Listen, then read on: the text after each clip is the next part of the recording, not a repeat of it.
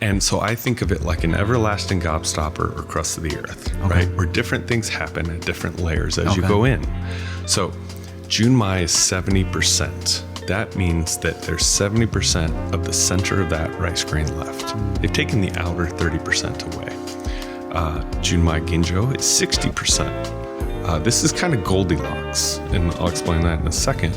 But Dai Ginjo or Junmai Dai Ginjo is 50%. They're throwing away as much of the outside because they don't want those flavor profiles, because they want the little tiny center. So,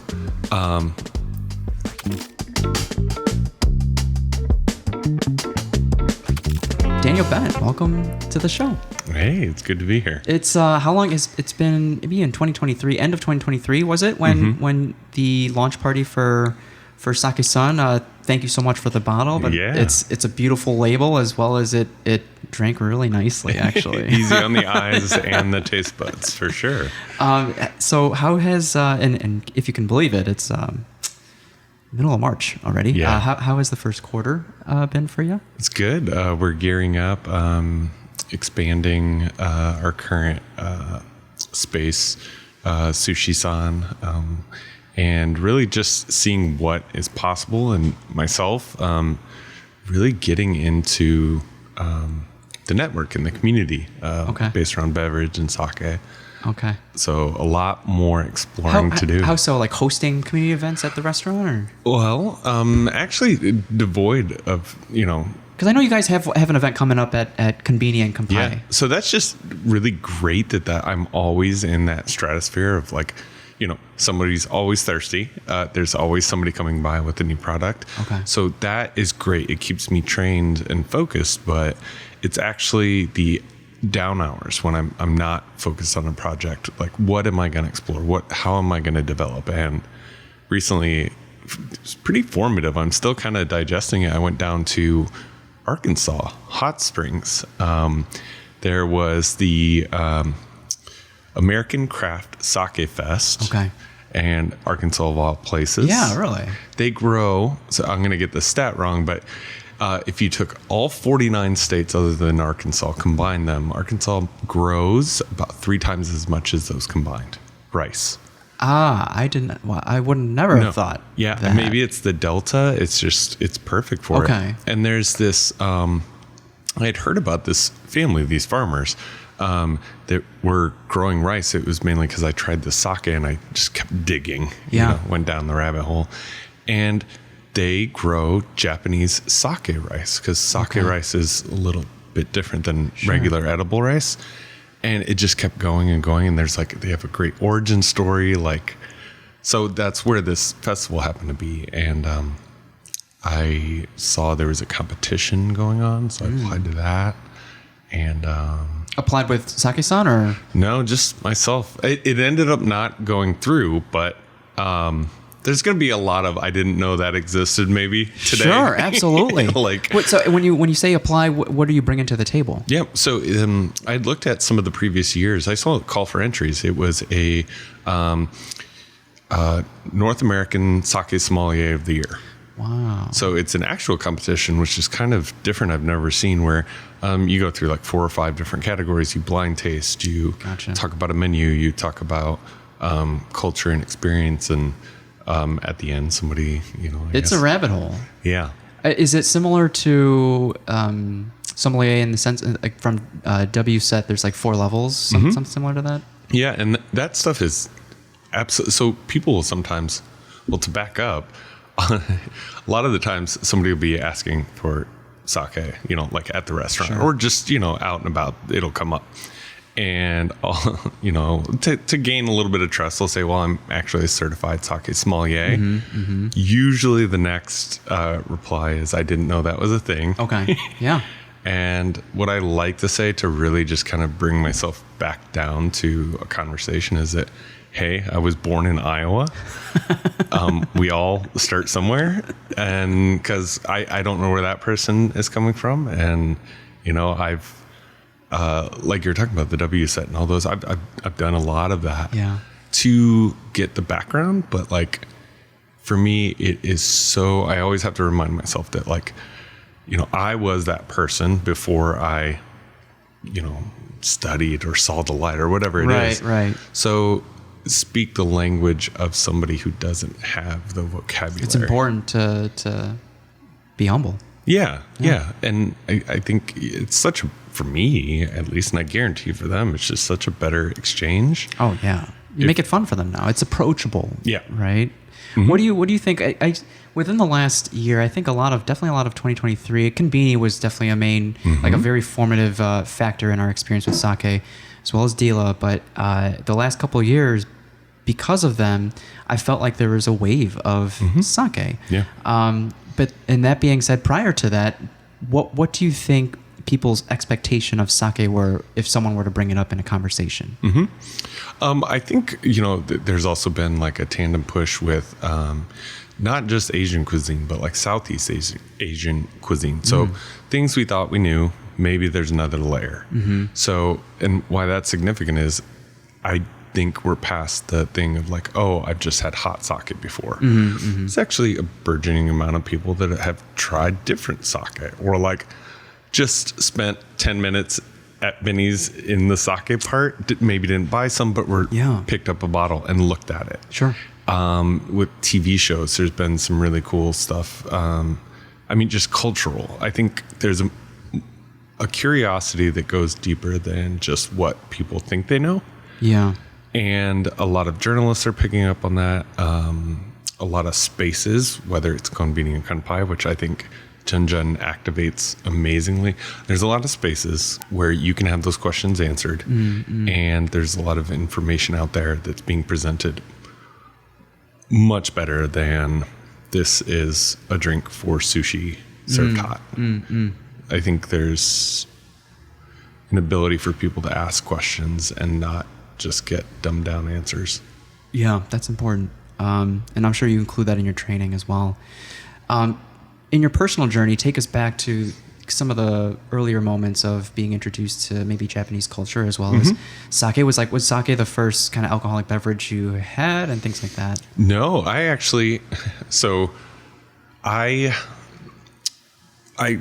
really, the whole entry point for all of this, even the cultural aspect, was sushi. I had it later in life. I was like 17.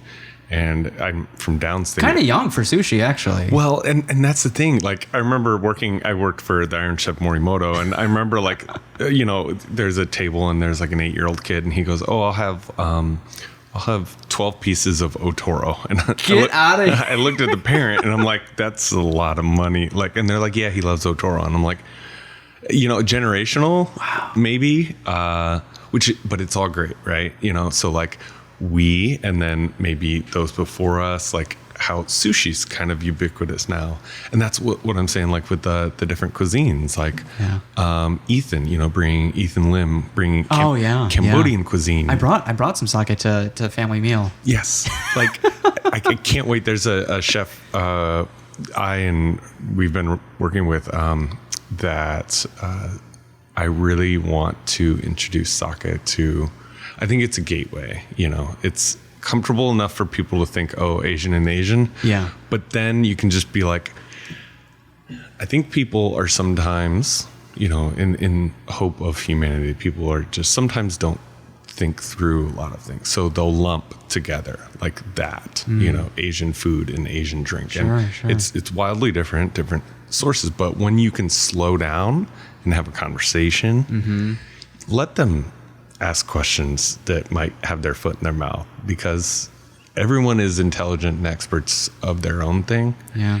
And so it takes a little bit of time for people to slow down and get on the same level. Yeah. And some courage, right? To even ask that question. Yeah. Right. And that's the safe space, So right. like everyone, especially in Chicago, that's kind of putting out these things that are maybe not super well known. It's you have to be strong to kind of hold your own. You can't push people away or else no one will come. And you can't pander because that's not authentic. Yeah. It's a tightrope that I think we walk every day. Yeah, agreed. So how was your time working with Chef Morimoto then? Oh, was that in Iowa or Chicago? That was here in Chicago. Okay. So I was working at I graduated downstate in University of Illinois in sculpture. Okay. And I needed to pay the bills. Art is great. Doesn't really. That was the plan. Was going into some type of art thing. Yes. Okay. Absolutely. Wow. Actually, nod to you. Photo was my very first love. Okay. But kind of with sake specifically and sushi, how it stuck hold. I started working in a restaurant. I knew, servers made good money. I'm a young kid, just graduated. I need to pay the bills. So I love sushi and I was very curious. So I started working for a sushi restaurant, actually owned by a Korean woman. So I started to learn a little bit of that, like, spectrum, because I was born in Iowa. Like, I didn't have tons of exposure. Did anything like that cross-cultural amalgamation kind of dawn on you at that time? Yeah, absolutely. Of how global kind of hospitality and food can be? Yes, absolutely. And so it was actually a female owner. Her name is Janet Bubin. For anyone who has gone to the U of I, knows Sushi Co. And I ended up working there 4 years. I kind of rose to a little bit large responsibilities of that restaurant. And nice. She, talk about cultural experience, like she was working every single day, and it's not to say that other cultures don't have that, but I think there's definitely the enclave of, she's going to make it. Mm-hmm. And seeing that was really great, but then being introduced to just being curious and open and saying, what's that? Yes. Yeah. And people kind of knowing and trusting you that you're asking what's that, not for anything else other than like you want to hear what is going on. Yeah. And they can present it however they want. So I remember there was a family friend of theirs that came and worked in the restaurant, and everyone called her Ajima. And I thought that was her name for the longest time. And then somebody explained to me, no, that's kind of a term in Korean. Yeah. And so like that, like one tiny moment I learned something and I'm like, oh, okay. That's kind of universal, but very specific. Yeah. And then I moved up to Chicago. I was going to UIC for my master's in new media. So art is the through line. So sculpture, what was going through your head while balancing this job? You're like, I kind of like this job a lot. Yeah. What am I going to do with this degree? Yeah. So actually, a couple doors down, there was from that restaurant, there was a children's science museum, and if you're an industrial designer, there's this kind of job you can go into.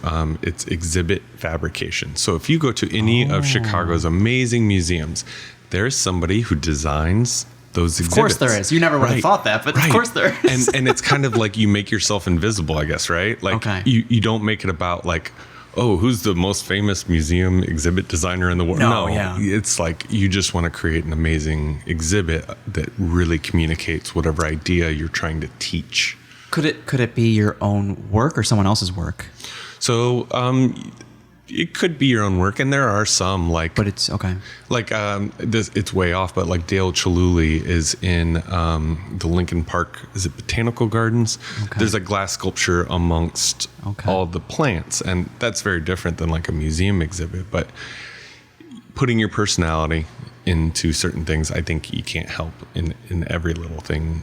Creatives touch. Mm-hmm. You can be very technically proficient, but it's going to come out.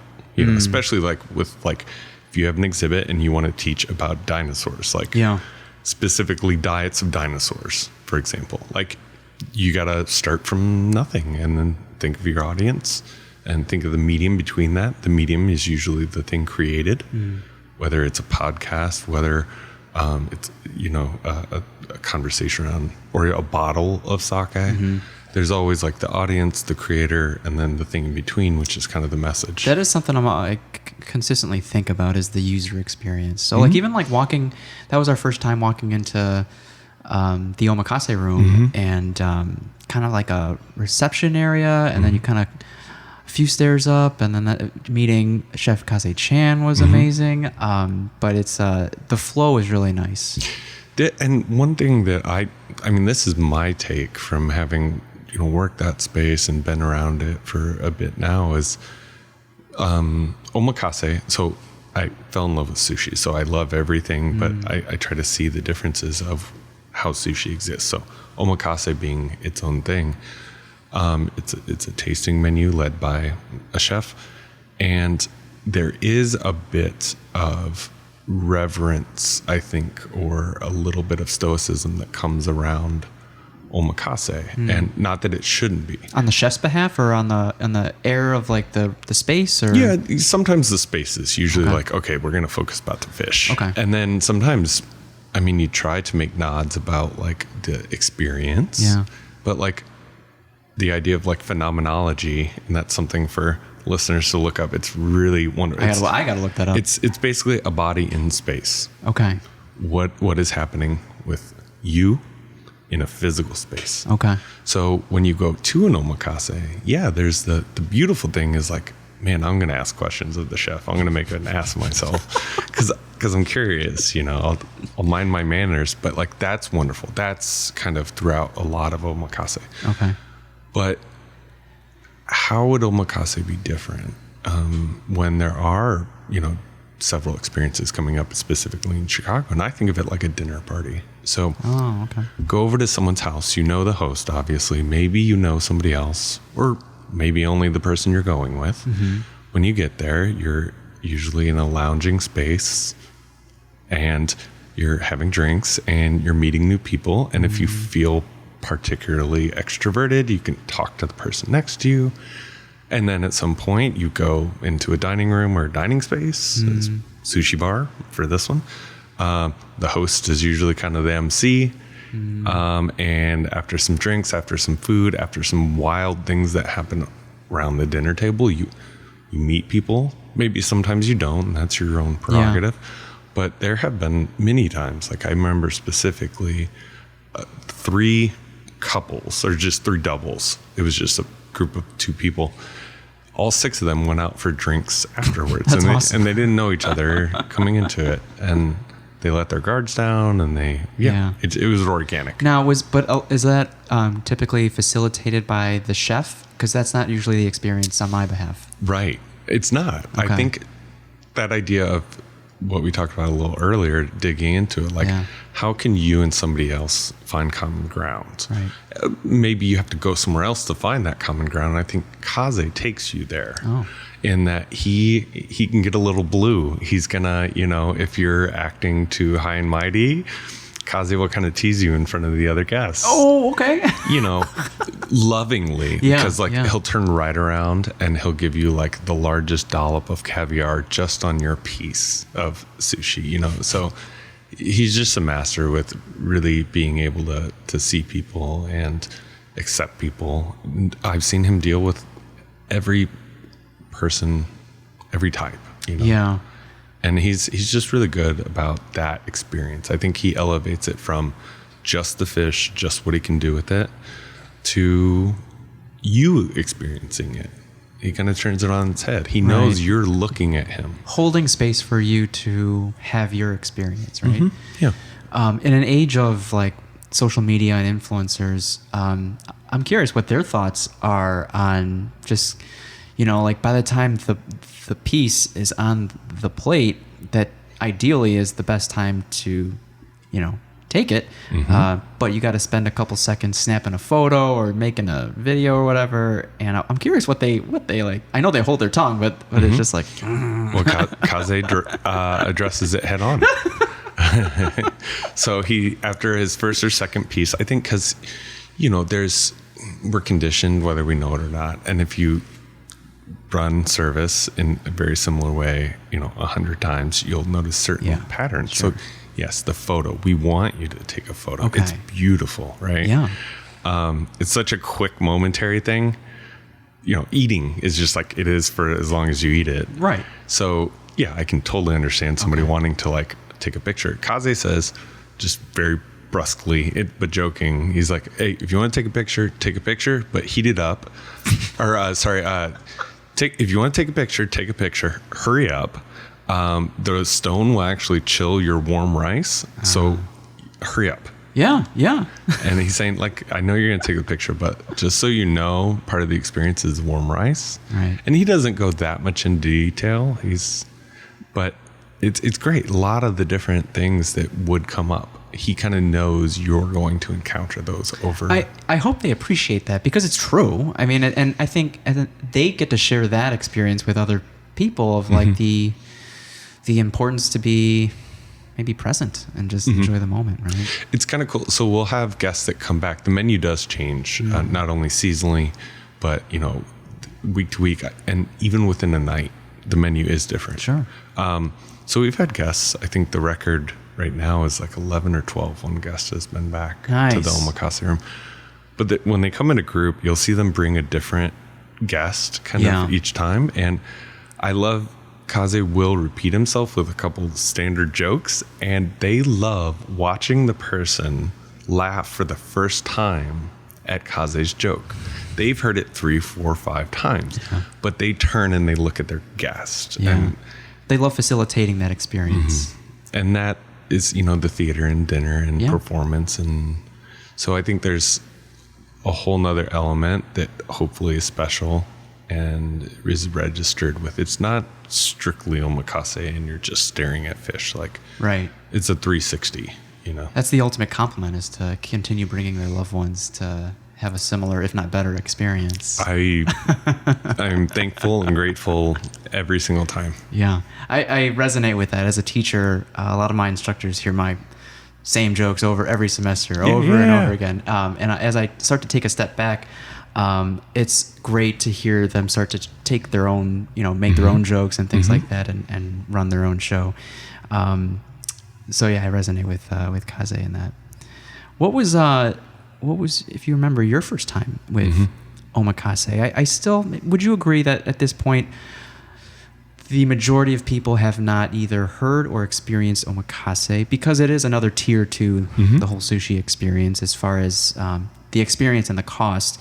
But what was your first time? Yeah, to answer that second part, I'm biased because I am speaking to people who are in sort of the main dining room of Sushi San. So they're aware of sushi, and a large portion are aware of omakase, maybe haven't done it. Gotcha. And even the guests coming in maybe haven't done it. But again, there's like some momentum. Yeah. There's some unearthing of like the next layer. Right. So my first experience with omakase, I remember one specifically, and this is definitely one of the first. So I was in New York, and me and my then girlfriend, but my wife, I wanted to have dinner at Sushi Nakazawa. She didn't, so I ended up booking a table for one. Wow. Sushi Nakazawa, Chef Nakazawa is Jiro Dreams of Sushi. There's a scene where there's this guy, they keep like revisiting him in the documentary, and he makes tamago. Okay. So each day, Jiro comes over and tastes this guy's, that's his one job, is to make tamago, this egg omelet. Wow. And each day he tastes it and he's like, okay, make this improvement. Which is typically the appetizer. Or the dessert. Yes, dessert. Right? Exactly. Okay. Yeah, okay. It's interesting. For us, it's egg, and it's the dessert. So he's making this each day, and Jiro comes over, and this guy's like years on making it, and every single day there's like something to, always something. And then somewhere in the film they just catch it, and Jiro comes over and tastes it, and he basically says, "Good job," and the guy says, "Thank you," and then he goes back where no one can see him and just starts bawling. Because after years, he finally gets that. And that is a little bit of the culture, and maybe definitely not to that extreme, but practice. Yes. And when you achieve it, it's no longer about somebody else giving you that validation, by Jiro coming over, but knowing that you did it, And anyways, that chef is, I believe Daisuke is his first name, Nakazawa. And he now runs his own sushi bar. Amazing. Cool. He's expanded a little bit, but this was the first one in New York. It's got 4 stars from Peter Wells from the New York Times. Less restaurants have that than have a Michelin star. There are more Michelin star restaurants than 4-star reviewed by Peter Wells. Okay, yeah. Gotcha. So I been to New York a few times, and I was running a little late from the train. And I was maybe like 5 minutes to the restaurant, and I was walking, and I got a text, and it said, if you're not reported to the host stand, we're going to give up your seat. So I started sprinting through New York to like I get there, I'm like completely out of breath. Of course, it's this reverent, quiet space, and I'm like sweating. Yeah, huffing and puffing. The exact opposite of the way I imagined I wanted to fit in. And I went, and yeah, I have pictures from that, and I remember seeing these pieces come out, and like I know what that is. Like, oh, this I've had this before, but not on this level. Sure. And so everything that came out, it was almost like tunnel vision. I was like so really drawn in, and kind of like when you get tunnel vision or you're really into a moment, you can feel like your pulse quicken, you're feeling yourself in that space. And obviously the sushi and everything was absolutely wonderful, but it was like, oh, I'm here. Like I'm sitting down and I'm having this sushi by this chef. It's of this quality. Just stop and notice that I'm here. Yeah. If anyone listening hasn't really like taken themselves out on a date night by themselves, like Omakase would be it. we try to make it, and like I say, it can be whatever experience. We try to read a little bit, try to make it the experience you are looking for, and exceed it, And is that? But like, is that? How is that established? Is that through conversation? Is that a note before dinner and when they make the reservation? Yeah, a little bit of everything. Yeah. Just being really, for myself, pros and cons, empathy, because I have to read people that I'm like selling a sake to. Selling in the sense of I'm helping them find what they want. Right. So empathy. You just kind of, I'm sure there's a science to it, but you just try to read people. So if somebody's hesitant or if they're assertive in one way, something's going on there. What does that mean? If they're hesitant and nervous, maybe it's they're on a date, and maybe it's like a first date, or one person doesn't know what's going on and the other person's really trying to impress them. Mm-hmm. That could be a scenario, and you can pick up on that later on.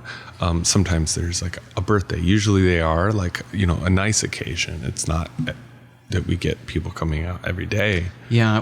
If this is something that you guys train, is there a way to train that, or maybe like expedite that, or put someone in multiple scenarios to train that? You could, I think, having conversations about it, okay. Or sometimes it's really interesting to bring that up. I've never thought of distilling it.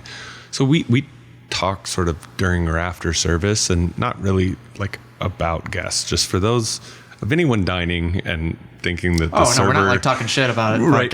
No, it's what we'll kind of do is digest a lot of different scenarios that happen, and I think we understand people in that, where we understand what the guest is going through. Okay, so if there's been times where a guest, maybe I poured them a little too much sake, or they didn't have a big lunch, and so they're tipsy, right? And there's been a scenario where, okay, they still have pours to go through. So we'll make the call. We'll pour them shy a little bit. We'll help them. Sure. You can always achieve what you want to achieve. You may have to do some unorthodox things to get there. If there's really any scenario, like you're saying, like, okay, how do you trial these? And it's really, you tell the server, is like, do what you think is right. Like, don't think about the conventions. Like, if you were in their position as a human being, and yes, you're at a job, and yes, you're working, and there's professionalism, but like, to decide what to do from the get-go, like, what would you want somebody to do for you? What is hospitality in that moment? Maybe it's not what we're going to do every single time. Like, I wouldn't shy poor people, like, but this person, they want to try everything. Maybe they're so excited that they're drinking a little too much. Yeah. I want them to walk out and be able to have the rest of the night to enjoy. Right. So, like, that's just one example centered around like beverage service. But but it can be in any scenario. You know, if somebody's upset, a lot of times I like to go towards that. I've found that most of the time, if I can just find out what they're upset about and resolve that, we have a camaraderie after that. The people flip. Yeah. And convention is somebody's being rude, don't give them an inch. Right. And that's with, you know, kind of like a space where people have expectations and they bring themselves to it and we want them to. You also have to be able to read that. In like, let's say the wedding photography industry, that's actually pretty good. Heightened. I guess I'm just trying to take the weight off the hospitality or the food and beverage industry at the moment. But coaches would say that when you start booking larger clients, there's actually, ironically, less complaining. Oh, wow.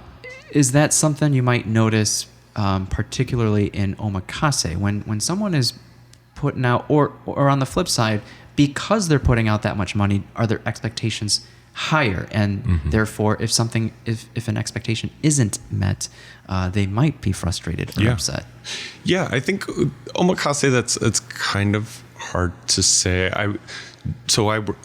Also, another space that I worked at, I was the director of operations for the Annapolis Yacht Club. What is that? Right.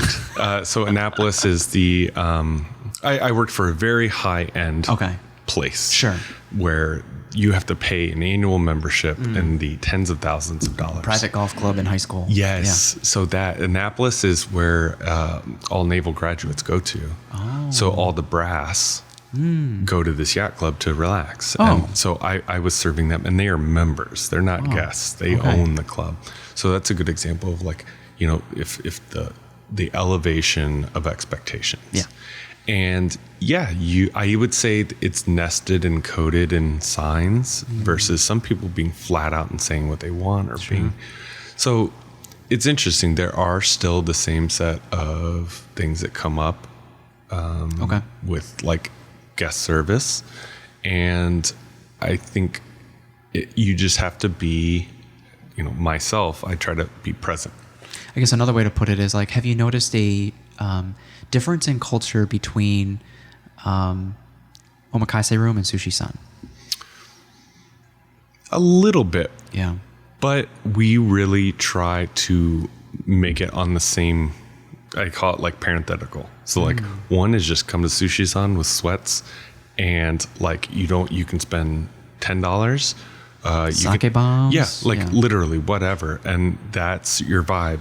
You could actually still have that same vibe in Omakase. Oh, okay. Just, I mean, yes, you'll have to spend the amount for the seat, and there it is a set menu. So certain things come with it, but what you want it to be is still your own as a guest. Yeah. Like, you can own that. I from my perspective, that's not a similar perspective from other Omakases. that's pretty unique for Omakase Room. we allow, you know, like, I think it is kind of this melding of a very traditional service and cuisine. Like, you can't even say cuisine with it. It's like a ceremony, right? And melding that with the idea of dining and hospitality at its best. So I heard something about, like, rule breaking, and, like, if you can make it better after breaking the rules, then break the rule. Yeah. So, like, you know, there is the thing in talking about sushi and sake, like, we're not in Japan, and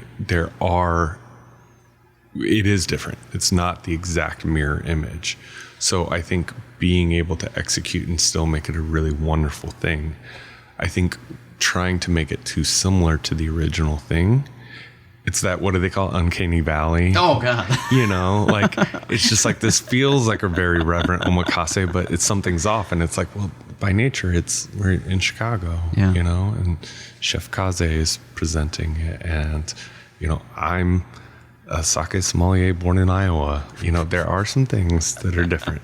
And so maybe how can we take a certain really beneficial liberties in the sense of, like, let people come as they are, and you can guide them, and because people can see authenticity, you know, and if you try to gatekeep somebody coming into a space, it's just going to end up bad. Yeah. You know, not every time, but like what is great is seeing people as they come and try to learn and experience, and they're more suggestible to like, those problem areas. If you level people, a lot of the time it works out. Nice. Going back to maybe the culture and the validation of Dreams of Jiro.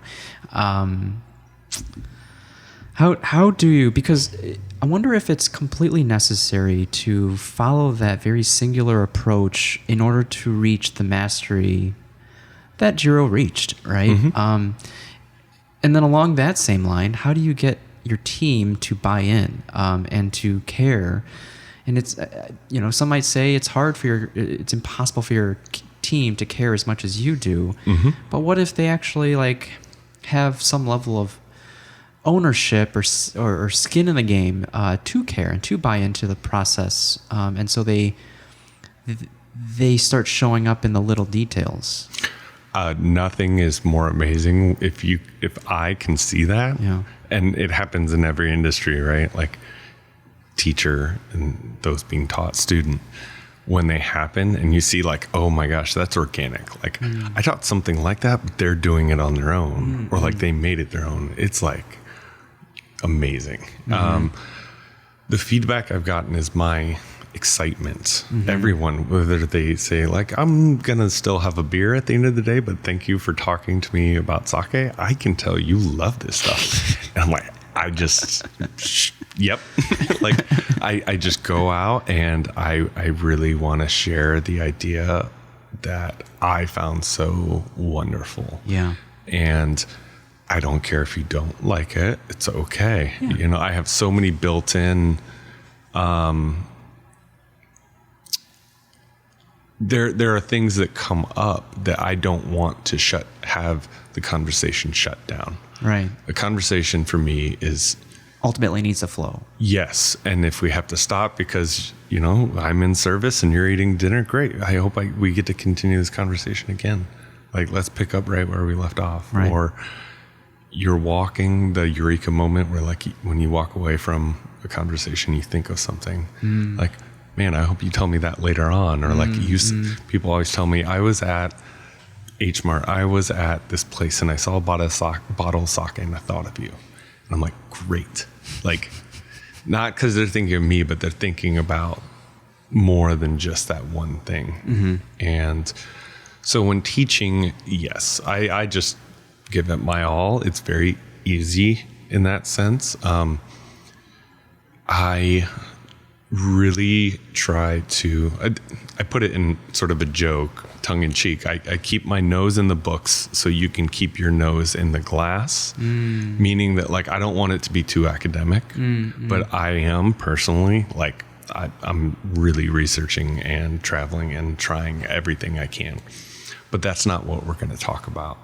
I love it that like, if you bring up something about sake or an experience, I can push that to the yes and kind of, they say in comedy, like I just have a little quip about it, or I get to ask you a question directing you somewhere. Really because I want to know, not because like you need to get to an answer, but like if somebody talks about a sake they had, where was it? What did you get? Who are you with? Just kind of pushing those conversation pieces is what I study for. And it never comes up until it does. Right. And then effortlessly, kind of like the museum designers, like you're not going to see it completely until you're actually looking. Yeah. And that designer is invisible. Me studying whatever I'm studying about sake or trying different sake or visiting breweries or meeting with people, I kind of hold those in my back pocket so that when we have a conversation, like, because you're still approachable then. Yeah. I want it to be, I don't want it to be overly academic, but I'm going to do my damnedest. But you can hold your weight if it came to that. Yeah. Absolutely. Right. And I would rather be knocked for being not serious and then being able to prove myself than being overly serious. And when asked to prove myself, I fall flat on my face. Given those two choices, not that they're exclusive. Yeah. I definitely the first one. So take us back to the moment you decided to start pursuing sake to that level. Yeah. So I had moved up to Chicago, and I had started working for Japanese first, and then started working for the Iron Chef Morimoto. It was Japanese by Morimoto. And we had to learn a lot. I was still really into the cuisine, sushi then. And actually, when I worked for Sushi Co., I was working around sake, but like it was kind of an afterthought. Like I didn't study it in the sense of what was your training like back then? I mean, we definitely tried to understand what the different flavor profiles were, but it wasn't like you're selling an experience or a culture. It was more like regurgitating what you were taught? Absolutely. If somebody wants a cloudy sake, if somebody wants to try sake, they're eating sushi, they want to try sake. Yeah. This is usually where most people start. Say, here's the different kinds. Yeah. And like big, broad brushstrokes, and then help them. And if they generally have a sake that pleases them, then great. And that's as far as we kind of got. And I don't know what that is like now, you know, with them, but getting to Chicago, like really learning what luxury items were about. So what makes this special in every facet. So we learned that about the sake. But it was actually when I moved. So my ex-girlfriend, I jokingly call her my wife. She won't like that joke. So she got accepted for a PhD program at Johns Hopkins University when we were living here in Chicago. Okay. And I was working for Morimoto, and like a great job. And she says, will you move with me? And we had only been dating, I think like a year and a half, 2 years. Okay. Yeah. And I said yes. So we're out there. I end up working for, in the Four Seasons, there was a small restaurant group at the time. It was called Azumi. Okay. And I actually, small world, had reconnected with a chef that I had worked with here in Chicago at Japanese. Oh. He had also, a year or so before, moved to the East Coast. They, way before I had gotten there, recruited him to be the head chef of this restaurant. Wow. I walk in for my interview and I see him and my jaw is on the ground. So that's serendipity. Small world, yeah. So one day we have a good relationship, right? Because we have the history. So one day I'm still like obsessed with like cuisine, Japanese cuisine, and like, you know, what is donburi and what's the deal with unagi and all this other stuff. Tamago, why is it dessert? And I think we had some downtime and he had enough, and he goes, Daniel, I love you, but don't focus on food. He was like, go stop bugging me and go learn something about the beverage. Go learn something about sake. And I took him seriously. I was like, okay, I'm going to train whatever this energy is. What was the position you applied for? So that I was assistant general manager. Oh, okay. Okay. There.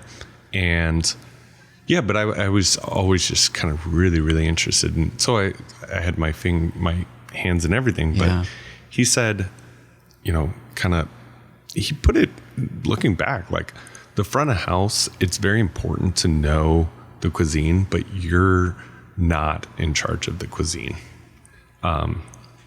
So I guess he was kind of saying in a way, is like, you can love it all you want, but don't make your job about it. Okay.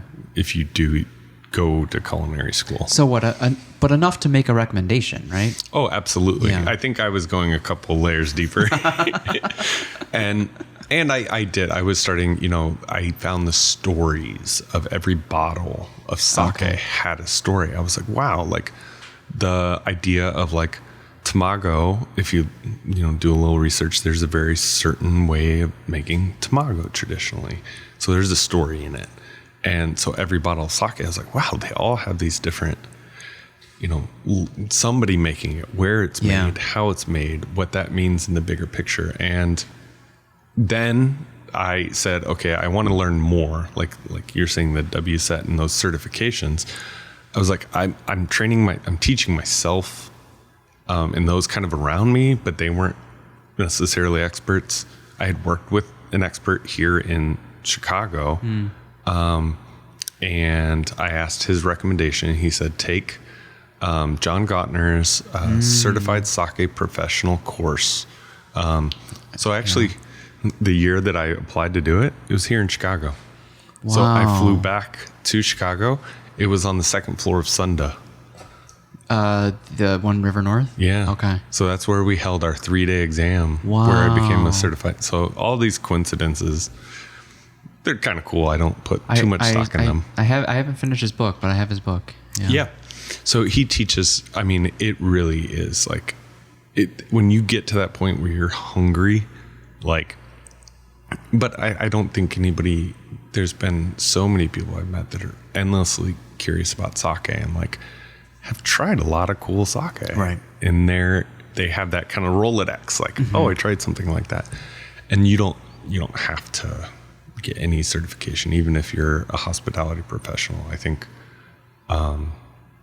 getting into those circles, that's what I'm kind of putting my value into now. Okay. Konbini and Kanpai. Like, I went there, I had heard about Junjun and, oh, wow, there's this place where you can get huge selection, candy store. And so I was like, I want to go and experience it. And there was an origami folding class. And I'm sure they still do it, but that was early days. Yeah. Yeah.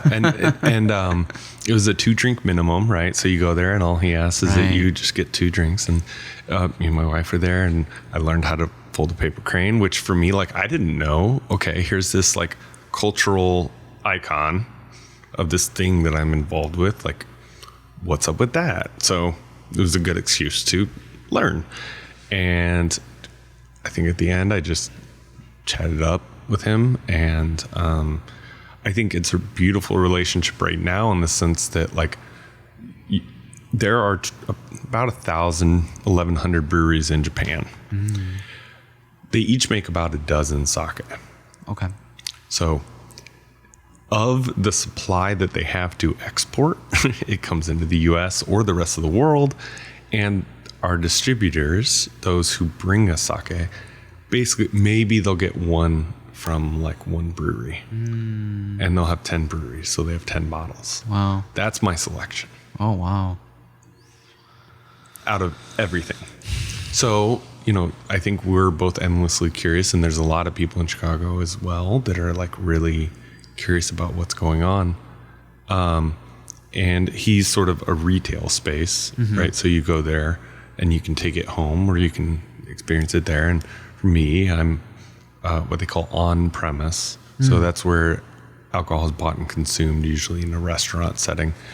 So we're very different experiences of beverage enjoyment. Right. So I think that immediately just takes the wind out of the sails that, like, hey, we're both interested in the same thing, And I think he really activates his space amazingly because beverage is just an excuse for people to come together and have a conversation. If that's the excuse, great.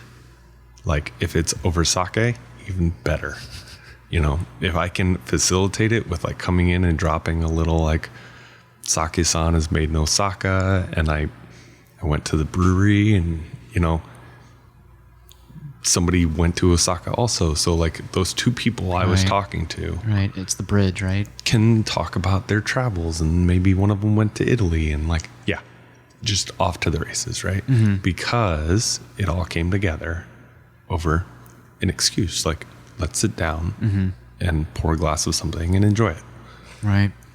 And it's the connection for me. Yeah.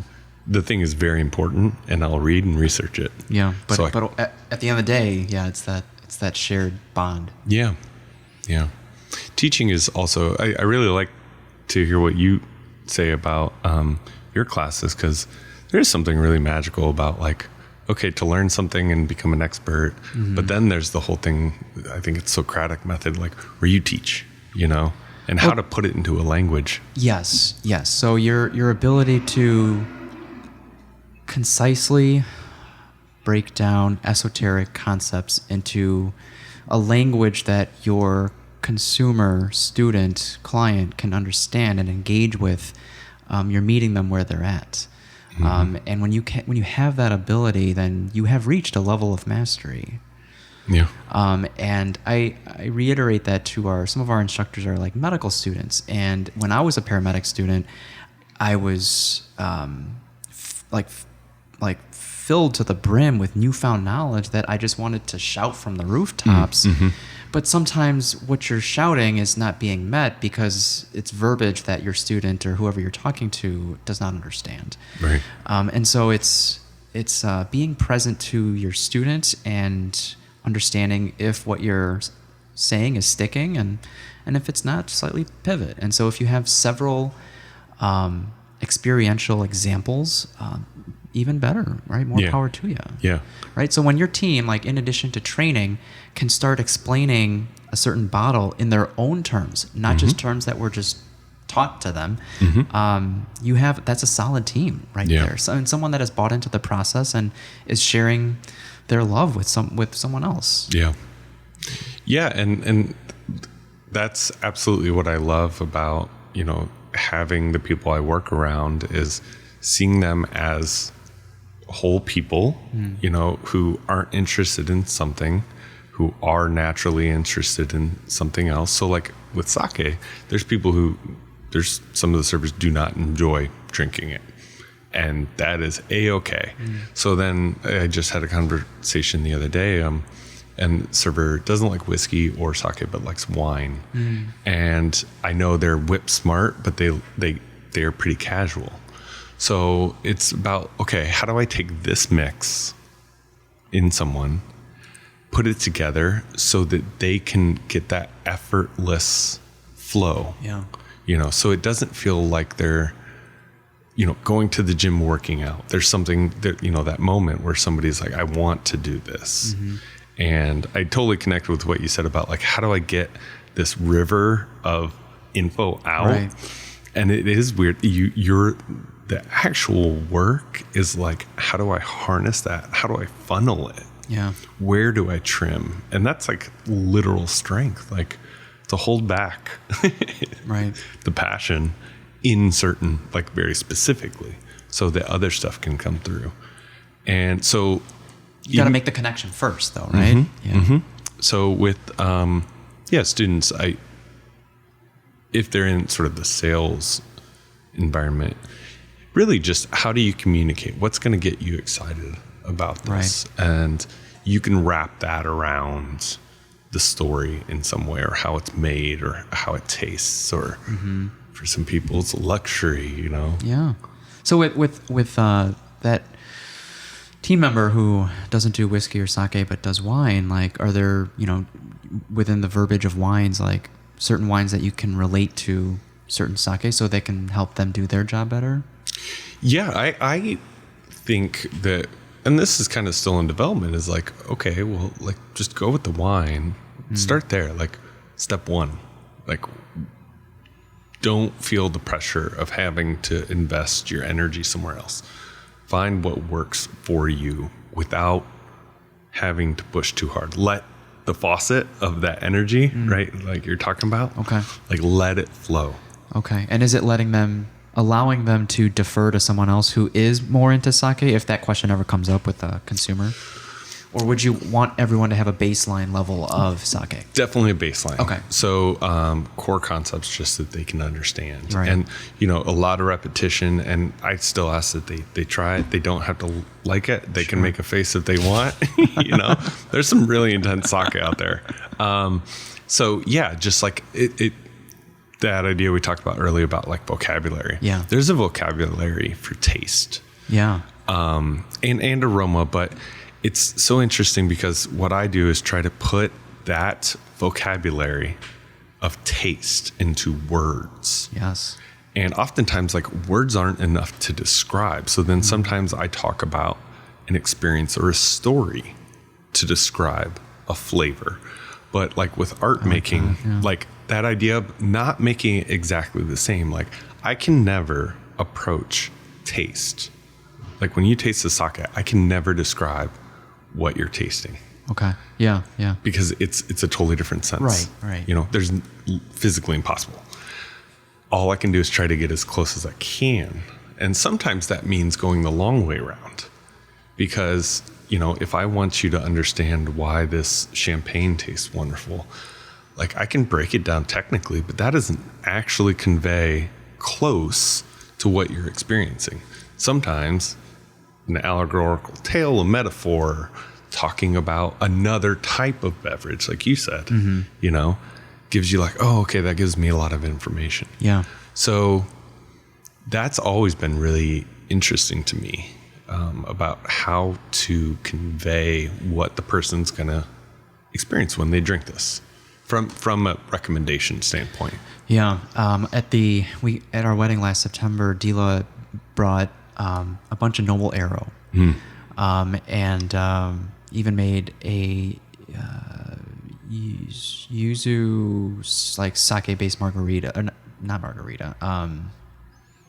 It was a cocktail. I can't even remember. But she describes like Noble Arrow as a Chablis for those more familiar with wine, and so that's where I got that idea from. It's just like most people at a wedding might defer to wine or beer, and so it's just something that they might understand, and makes it a little bit more approachable. And that, so having those like little story back pocket things. Yeah. So Taka, the actual the owner, he studied in France. He sort of, when he was, he loved the idea that, oh, hey, there's this winemaking. It's kind of close to sake making.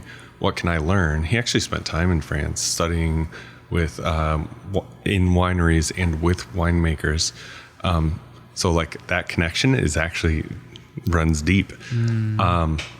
And yeah, there's always, that's a cool thing too that I really enjoy, is that like getting to know where somebody's starting from is good, in the sense that like how do you approach it? So usually, I will pick certain sake that I think are no one would hate. Right. Yeah.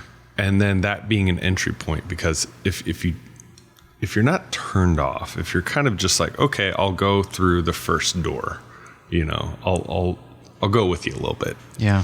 Then I can say, okay, now you're relaxed, and like you tell me what you want, or what did you like least about this? That's important too, being comfortable enough in my skin to know that I don't want to go to what's turning you away from sake.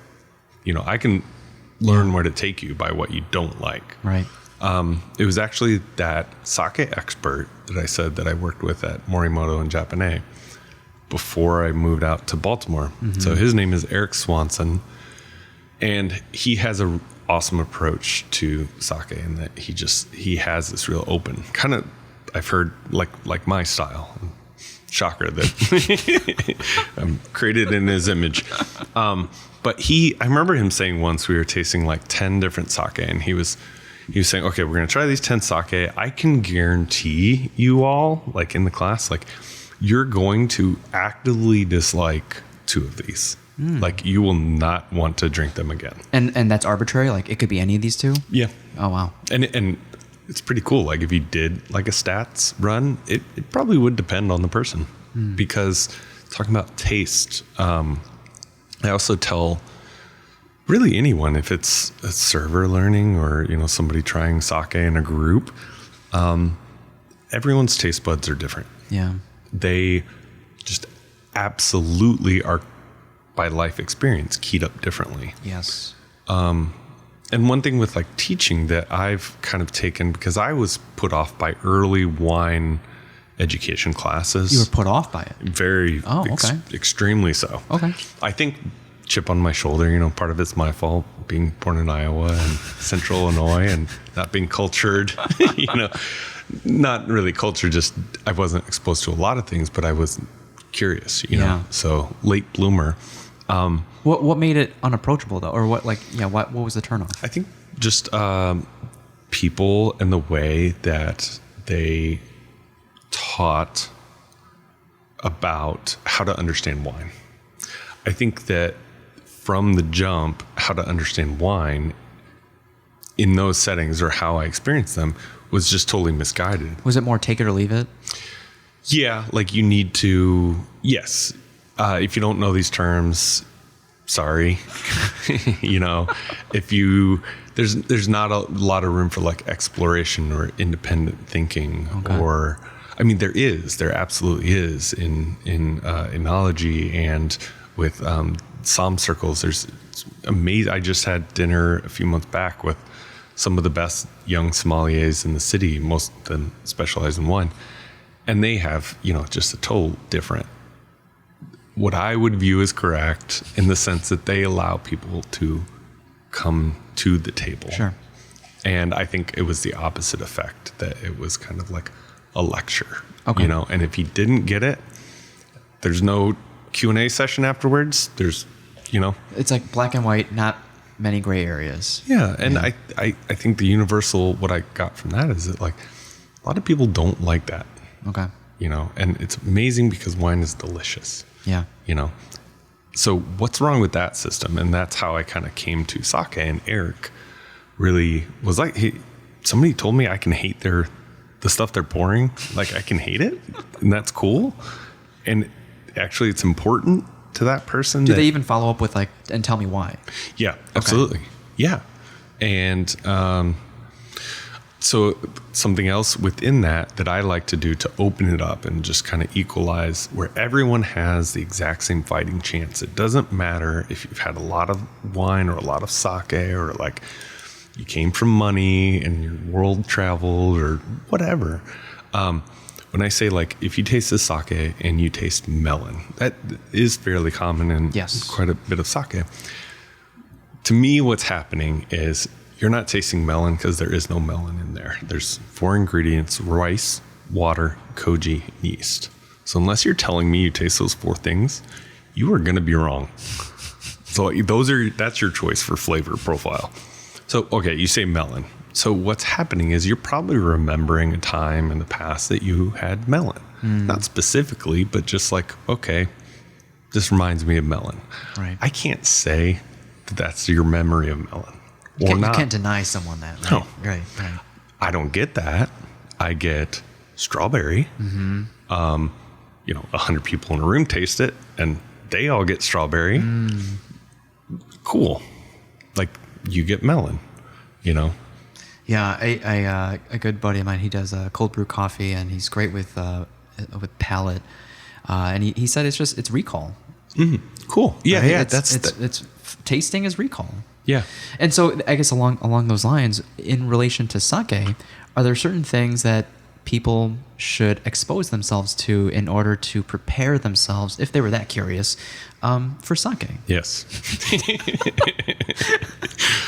Couldn't answer that question quick enough. It was actually the same guy, Eric. He said, I'm putting these more poetically than you probably said, but just never pass up a glass of sake. So if there's ever an opportunity, like if you can try wine or sake at a place, like if you're down with it and you're feeling that open, like try the sake. Nice. Or if you're at a place and like you say, oh, you guys have sake. That'll be the cue to like, if somebody who's in front of you wants to talk about it, because the people that are interested in it, talking about community, there is just a natural curiosity and a desire to share and a desire to like come together, even if it's in conversation about sake. So if you get somebody who like, and we are out there, if you get somebody who's like even learning about it, like, and the stakes are pretty low. So like, I love places that buy the glass sake. Because you don't have to buy a whole bottle. Right. Like it's not that serious that you need to spend a huge amount. If you want to, do it, And I try to put some value on that, in that like the spaces where people are paying that money, I want them to I want them to have the value from that they feel like I spent money that I worked for, and man, I had this bottle. It was crazy. It's by this guy, and they call him Rice Monk, and it's him and his wife, and they hire a freelance person who helps them each brewing season, and that's an actual sake that we serve. Okay. Komeso. And like that, like I think that's a major appeal of wine as well, and maybe even beer. Is that story that you get to buy into and then retell.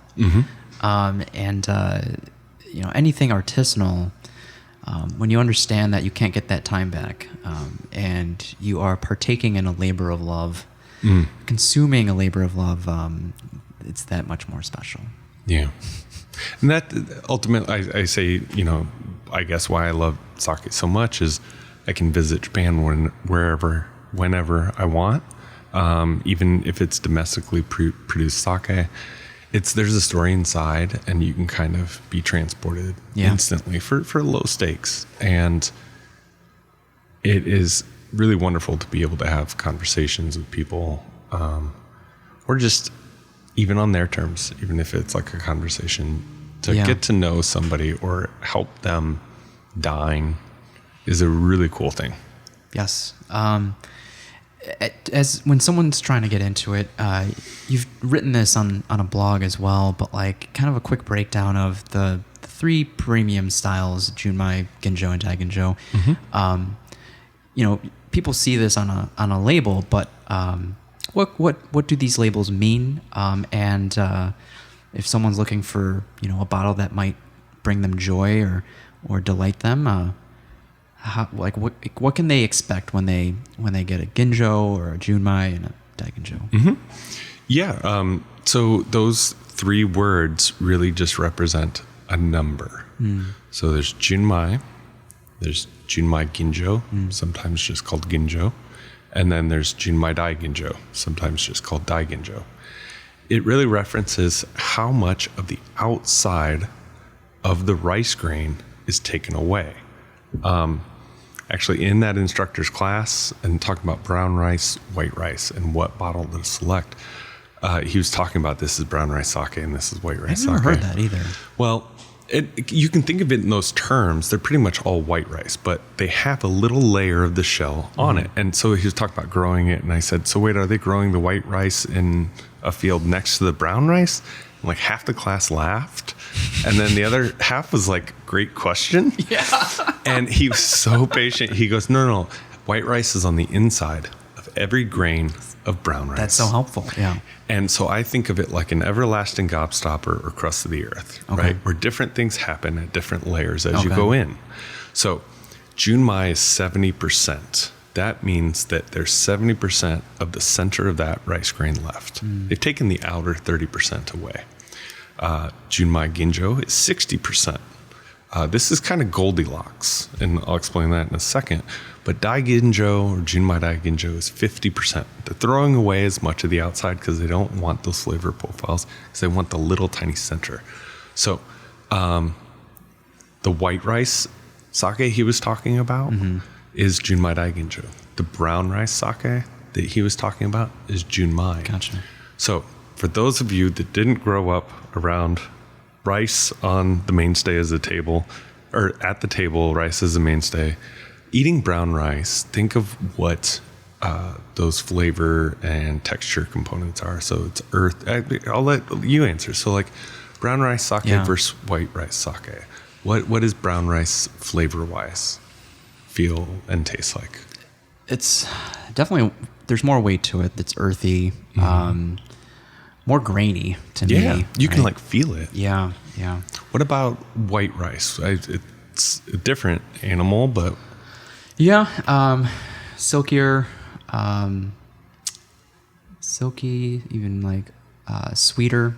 I was not really creamy, but like creamy as far as like the unfiltered ones. But I would start with silkier and sweeter. So if somebody jumped into just that audio snippet, they wouldn't know if you're talking about eating a bowl of brown rice versus white rice, or if you're talking about drinking a Junmai versus drinking a Junmai Daiginjo.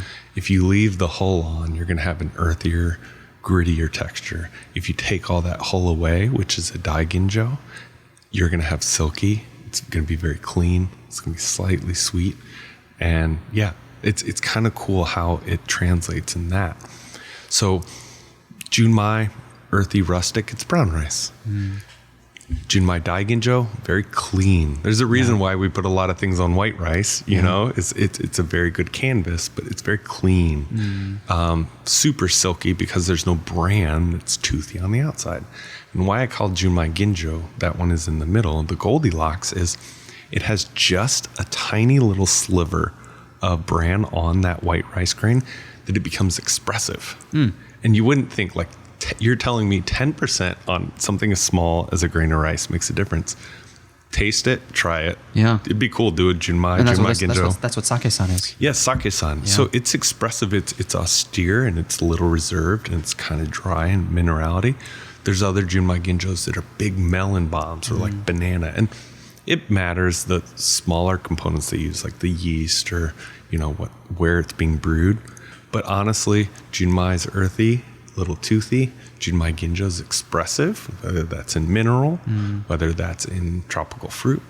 And Junmai Daiginjo, like white rice, it's very clean, it's very silky. It doesn't overpower other cuisines. So like sashimi, if you think of like tuna sashimi, there's like one ingredient, tuna. So you don't want something too big because you're singular, you know? So thinking of it in those terms, and it's okay not to like, you know, find what one you kind of like best of the group. And even within there, there's a whole world. And just start exploring. And just like anybody liking basketball, like maybe college hoops because of your alma mater, like then you pick a favorite NBA team or a favorite player. Right. Because it's hard to know what's a good brand if they're foreign to you, right? But I think if you were to start with those three categories, you can start digging. Yeah, and play around and never pass up a glass of sake. Amen. Tell me a little bit about your journey in making Sake San. Yeah, grateful, I think, might be the theme. Okay. Has this been a dream for a long time, or just like trying to produce something like this? I think to getting as close to being involved in sake production, yes. Cool. Vanity project, actively no. So like private label, there are people and groups out there that like it's ours and we get to put our name on it. And that's detracts from the experience. Okay. So I remember how I talked about like, you know, an importer will go to Japan and God bless them, they like go and they visit, but they can't bring over all the sake in Japan. Right. They say, this is the best of what I tasted. Okay. I know there is so much more out there. And so what I did was I just asked, actually, Dila was instrumental in this. I said, Dila, like what's out there that's not in the market right now? Nice. Like I just want to taste it all. Yeah. And learn about the stories and this and that and the other. And there were actually a couple. There's one in particular that I really, really enjoyed. It warmed up amazingly. Which is another awesome fact in the sense of it evolves over time. Yeah. Just sitting on a table. Yes, absolutely. Like, so if it starts chilled, oh man. And this is the cool thing about like, you know, also like if you have a couple more glasses of sake as you're discussing sake, it really goes off the rails in a great way. There's like 11, you know, the number is negotiable, 11 different actual names for sake temperatures. Oh, okay. So think of like white wine. You'll talk to like a French white wine, like, oh, leave it on the table. You know, I want it to come up in temperature. It's the way I think about that is like, think about foods. Like people love cold pizza, right? It tastes good, but it's definitely different than a regular hot slice of pizza. So when you chill something, it's kind of like an equalizer. You suppress something that might be really aggressive at room or hot. So you suppress the noise, right? And what happens is with chilled, sometimes certain qualities stay there. And if you're only analyzing 3 different qualities and you turn down the volume on everything else, you can then experience those 3 things shining. Okay. And opposite with heated is it'll accentuate the things at room temperature. So most often you don't want to accentuate a Junmai Daiginjo that tastes like flowers because it'll be hot flower water. Boiling perfume is not probably good. But like there's Junmai, right? The earthy and all that, and like baking spices, vanilla, clover, cinnamon. Oh my gosh, like warm that stuff up, and it's like freezing cold out in Chicago, and you can't go anywhere. Wow. So there's choice ones, and there is good. Heating up does make Futsushu, which is like non-premium sake, which is fine. It makes it taste a little better, a little sweeter. So that's how hot sake kind of came around. Okay. As being very popular, but it is a thing, and when you do it right, oh man. But back to the question, which actually I forgot. Collaborate with Dilo was instrumental in telling stories about it. So what isn't in the market at the moment? Yeah, so there is one that at the time it wasn't in the market. It's the first organic sake. So most sake, for the most part, is pretty organic. Just traditional growing and brewing methods. But this was like certified. So this is like, they did all the steps to produce this that are sustainable and organic and really good. And when you warmed it up, it was awesome. And then I tried Sake San. And actually, I don't know that it was like my favorite of the group. It didn't just like hit me over the head. But I remember the bottles were around for like a week. And I, like, we have to quality control taste the sushi at certain points of the day. And I would have one and I'd be like, man, that tuna obori tasted really good.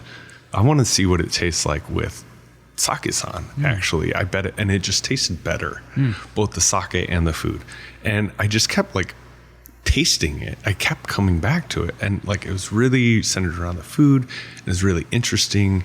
And I kept tasting something different every time.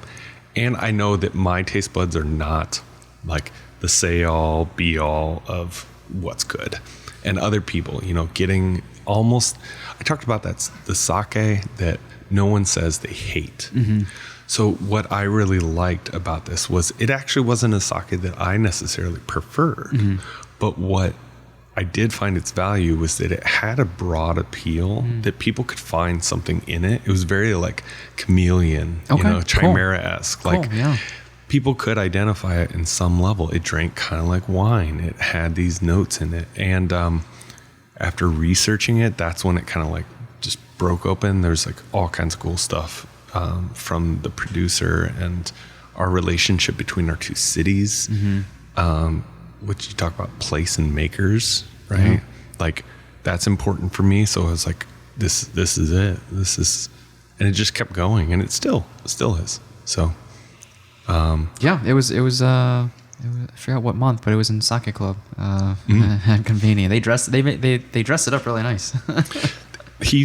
I saw one. I think it was a video, but he does a class with furoshiki, and like those little tiny things that you see that are like, oh, this is, a part of culture, and maybe it's not practiced all the time, but like, this is cool. It's different. Yeah. And like for Ashiki, I watched the video because we had to put a bottle in one. There's like 9-10 different ways you can use. It's a cloth. Right. It's kind of sometimes oversized, and you can gift wrap with it. The coolest thing was you can make a shopping bag. Yeah, he does that. Like, I was just like, that's probably one of those oldest things, but like it's somehow relevant and novel to us. Like, it's that attention to detail too, and maybe, I don't know, along the lines of like tradition, repurposing, all that stuff. It's all into one.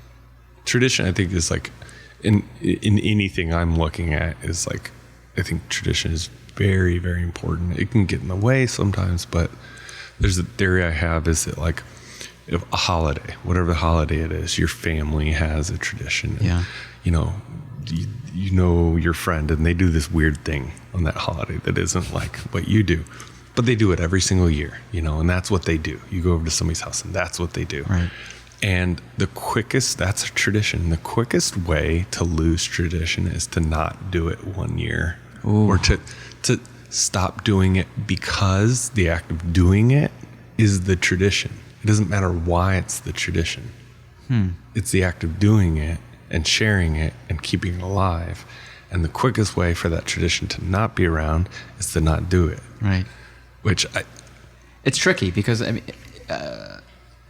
in the from the teaching perspective, we always shy away from doing things because that's the way it's always been done, right? Yeah, absolutely. But for the sake of evoking emotion, continue the traditions. Yeah. And they do have origin stories and, or they evolve, right? Which is kind of cool. It's fun when like new family members, partners and things like that get to experience it for the first time. Yeah. Yeah. And that's the cool thing is like sharing, like there's a reason to come together. Right. Hey guys, we got to meet up because of, it's like, what? Do we have to? I don't want to. And it's that keeping the hearth fire kind of thing that like the beverage, like it's the connection. Right. Daniel, we're approaching time. That flew by. I thought we'll have to do a 3-part series. Well, yeah, I love that. And we still got. I will. Last time I checked for reservations, it was all. You guys book up real fast, so I gotta look up in advance. But we will make our way to Omakase Room and Sushi San again. We would love to have you and Justine, and I'll try not to talk your ear off. No, we love hearing the stories and the wisdom. Thanks for sharing some of that with us. Yeah, absolutely. Is there anything we haven't quickly talked about, or anything that it has been top of mind recently for you, or something you want to share that's coming up? No, I just to shout out Jin and Konbini and Kanpai. If you ever get to meet Dila with Kome Collective and Vine Connections, she spreads the gospel of sake. Places like Kizami are really great because they go hard on selection and you can try. Is that a bottle shop or is that a restaurant? It's a restaurant, but they have a really deep sake list. Okay.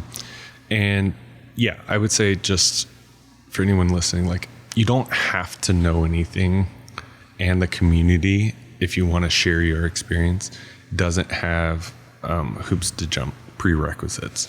So that's what I really enjoy about sake is that you can bring your own personality to something that is, century and a half old. Like you can bring yourself and exist and share amongst other people. So it's come into the fold.